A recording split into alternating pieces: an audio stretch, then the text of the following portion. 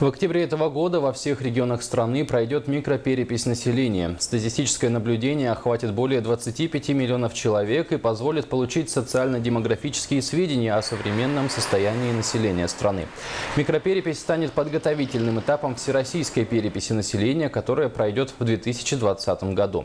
Как отмечают работники службы госстатистики, микроперепись населения проведут на выборочной основе, охват населения составит 20%. В Якутии микроперепись организуют в 28 районах и планируют охватить порядка 22 тысяч человек. Ну а в настоящее время в районах полным ходом идет подготовка. Основное отличие от всероссийской переписи населения – это новые вопросы, это и лингвистический состав населения, то есть каким языком пользуется население у нас в повседневной жизни, это репродуктивные планы населения, это и оценка состояния здоровья и инвалидизации населения.